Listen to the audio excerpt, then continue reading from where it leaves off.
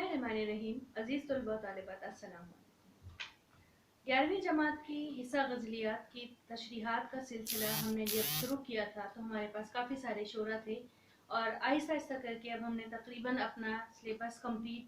कर लिया है। एक या दो शोरा जो हैं वो हमारे पास अभी रहते हैं, जिसमें से आज जिन शायर का इंतखाब हमने किया है वो हैं फैज़ अहमद फैज़। और फैज़ अहमद फैज़ की गज़ल नंबर 2, इसकी हम तशरीह करेंगे। हमारे पास जो किताब है वो 11वीं जमात सिंध टेक्स्ट बुक बोर्ड की, जो कराची बोर्ड पे भी पढ़ाई जा रही है, ये किताब है हमारे पास और इसका हिस्सा गज़लियात फैज़ अहमद फैज़ गज़ल नंबर 2। अच्छा, फैज़ अहमद फैज़ की गज़ल पढ़ाने से कबल फैज़ अहमद फैज़ के बारे में मुख्तसर सा उनका तारुफ, ताकि आपको जब शायर का तारुफ लिखें तो आपके पास शायर का तारुफ मौजूद हो। तो मैं आपको मुख्तसर सा तारुफ फैज़ अहमद फैज़ का बयान करती हूँ। आपका तारीख़ पैदाइश 13 फरवरी 1911 और आपकी जो तारीख़ वफ़ात है वो है 20 नवंबर 1984 में आपका इंतकाल हुआ। आप सहाफ़ी थे, शायर थे, आपको मुख्तलिफ ज़ुबानों पर उबूर हासिल था, जिसमें उर्दू, हिंदी, रशियन, अंग्रेज़ी, पंजाबी, अरबी और फ़ारसी ज़ुबानें शामिल थीं। आप अरबी ज़ुबान के आप माहिर थे। आपने अरबी और इंग्लिश लिटरेचर में आपकी जो तालीम थी बीए और एमए आपका अरबी और इंग्लिश लिटरेचर में था। आप जब शायरी की तो आपने नज़में लिखी, आपने गज़लें कहीं, आप नज़्म के बहुत माहिर शायर थे। आप शायर होने के साथ साथ सहाफ़ी, जैसा मैंने पहले कहा, उस्ताद थे। इसके साथ ही 1942 से 1947 तक आप आर्मी में भी रहे हैं। ब्रिटिश आर्मी में आपका लेफ्टिनेंट कर्नल के ओहदे पे आपने काम किया है और 1947 के बाद आप वहाँ से रिटायर हो गए। तसनीफ़ात में सुबह आज़ादी, नक्श फरियादी, दस्ते सबा और जिंदा नामा, ये आपकी तसनीफ़ात हैं। आपको जो अवार्ड मिले हैं उसमें निगार अवार्ड है, निशान इम्तियाज़ है और लेनिन पीस प्राइज़ है। ये आपको, ये तमाम आपकी कारकर्दगी के ऊपर, इम्तियाजी कारकर्दगी के ऊपर आपको ये अवार्ड मिले हैं। अच्छा, जब हम फैज़ की बात करते हैं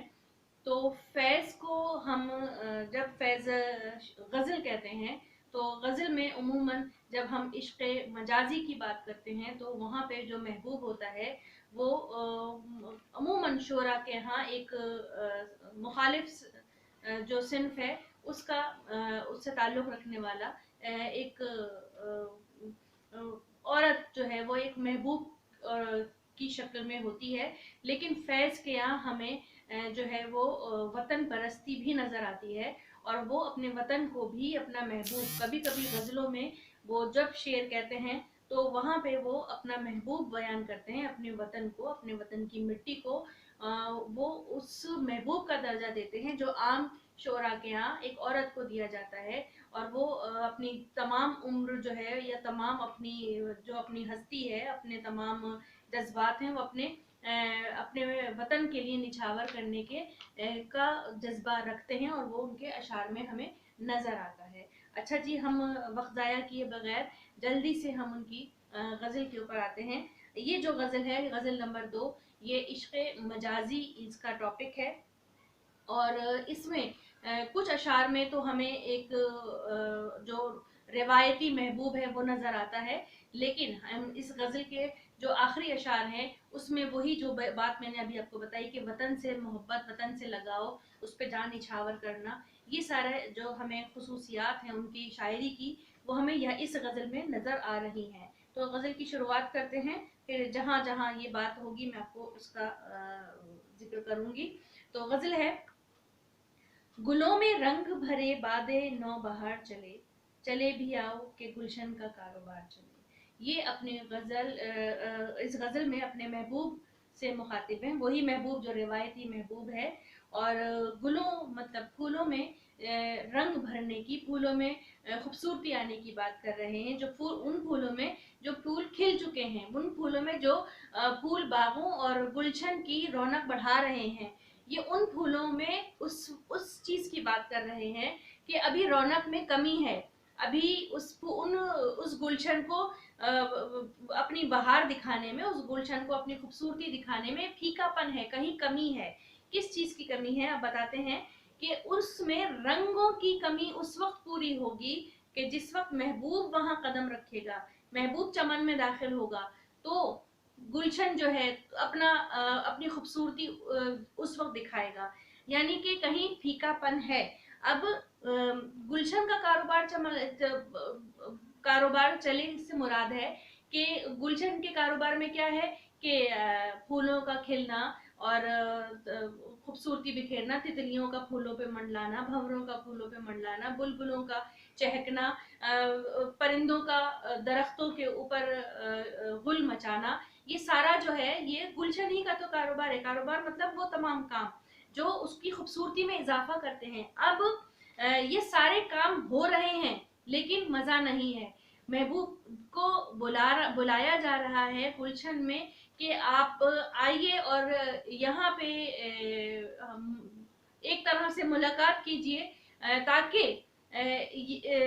जो इस फीकेपन में कुछ रौनक आए, रमक आए, और ये जो गुलशन का कारोबार है, ये जो रुका हुआ है, या ये सब तुम्हारे इंतजार में है, तमाम फूल जो है वो तुम्हारे लिए मुंतजिर हैं, तुम्हारी राहों में बिछे हुए हैं कि तुम आओ और फिर उनकी रंगत में जो है वो खूबसूरती आए, निखार आए और गुलशन का कारोबार चले। ये एक तरह से अपने महबूब को बुलावा दिया जा रहा है, मुलाकात का बुलावा। अच्छा जी, दूसरा जो इसका शेर है, ये शेर एक शुरुआती जो शेर होता है कि गजल की शुरुआत हुई है, मतला है, तो बड़ा एक खूबसूरत शेर है। अच्छा जी, कफस उदास है यारों सबा से कुछ तो कहो, कहीं तो बहरे खुदा आज जिक्र याद चले। अब जो पहला जो हमारा मतला था, पहला शेर था, वो शेर जो है वो उसमें जो शायर का मूड है वो बहुत ही खूबसूरत उन्होंने अपने ख्यालात पेश किए हैं, और कहीं पे इस चीज़ का इजहार नहीं किया कि वो कहीं उनका दिल कहीं दुखी है या वो कहीं किसी मजबूरी में है। लेकिन दूसरा शेर, क्योंकि गज़ल का कोई भी शेर जो है वो एकदम पिछले शेर से मुख्तलिफ हो सकता है, तो यहाँ पे उन्होंने कफस की बात की है। पहले शेर में इन्होंने बात की गुलशन की।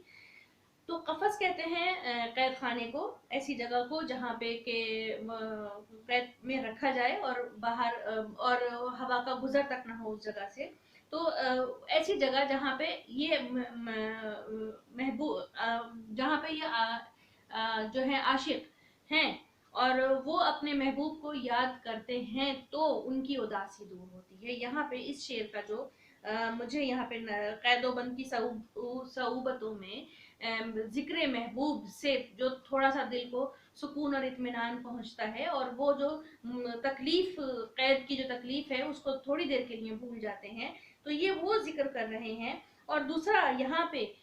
जो मैंने जैसे कहा था कि इनके लिए इनका जो महबूब है वो इनका वतन भी है महबूब, तो यहाँ पे ये भी कहते हैं कि क्योंकि ये कैद में भी रहे, इनके ऊपर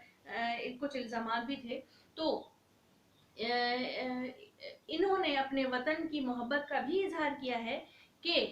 मैं जिस वक्त कैद में हूँ तो मुझे कोई खबर नहीं मिलती मेरे महबूब की। महबूब, अब यहाँ पे हम दोनों महबूब लेके समझते हैं कि महबूब इनका वही रिवायती महबूब या इनका वतन, तो ना उसकी खबर आ रही है, और अगर हम इनके वतन को देखें तो ना इसकी खबर आती है कि कोई तो खबर हो, कोई तो जिक्र हो, कुछ तो मुझे पता चले कि मेरे महबूब का क्या हाल है। महबूब दोनों तरह से हम समझते हैं। यारों से कह रहे हैं कि सबा से कुछ तो कहो। अब सबा जो है वो हवा है कि कम से कम हवा के कान में ही सरगोशी कर दो और मेरे महबूब का हाल उसके कान में बता दो, ताकि हवा पे तो पहरे नहीं है, कहीं ना कहीं से तो हवा इस कफस में मेरे लिए महबूब आएगी, और मेरे जो पैगाम तुमने मेरे महबूब का हवा के कान में, सबा के कान में कहा है, वो मुझ तक पहुंचाएगी। तो ये एक तरह से ख्याल है इनका। तो दूसरा मिसरा है, कहीं तो बहरे खुदा आज जिक्र यार चले। خدا کے واسطے، بہر خدا کا مطلب ہوتا ہے خدا کے واسطے میرے یاروں تم ہوا کے ہی ذریعے میرے محبوب کی خبر پہنچاؤ کہ کچھ تو ہو کہ میرے یار کی، میرے محبوب کی، میرے دوست کی مجھے کچھ تو خبر ملے، کچھ تو مجھے پتا چلے، اور جو میرے قفس میں جو یہ اداسی ہے یہ کچھ دور ہو۔ تیسرا شعر ہم دیکھتے ہیں اس کا، کبھی تو صبح کا تیرے کنج لب سے ہو آغاز، کبھی تو شب سرے کاکل سے مشک بار چلے۔ معنی دیکھ لیجیے اس کے، کنج لب کہتے ہیں لبوں کی مسکراہٹ کو، اور سرے کاکل جو ہے وہ کالی زلفوں والا سر، مشک بار خوشبو والا۔ اب ایسے جو کالی لہراتی ہوئی گھنی زلفیں جن سے خوشبو آ رہی ہو، اب یہ ایک جو ہے وہ ان کا بڑا خوبصورت سا خیال ہے کہ اس دونوں مصروں میں یہ جو بات کر رہے ہیں اس میں ہمیں جو چیز نظر آ رہی ہے وہ آ رہی ہے محبوب سے ملاپ کی، کیونکہ جب محبوب ان کے پاس ہوگا تبھی تو صورت نکلے گی کہ صبح جو ہے جب ہو تو اس کی لبوں کی مسکراہٹ ان کو دیکھنے کو ملے، جب رات ہو تو اس کی زلفیں، گھنی زلفیں خوشبو بکھیر رہی ہوں، اور کالی سیاہ زلفیں جب شام کے وقت بکھر رہی ہوں تو اسی وقت جو ہے وہ آسمان پہ کالی گھٹائیں چھا رہی ہوں، رات چھا رہی ہو، رات اپنی زلفیں بکھیر رہی ہو، تو اسی وقت ان کا محبوب جو ہے وہ اپنی زلفیں جو ہے وہ بکھیرے، تو ان کو وہ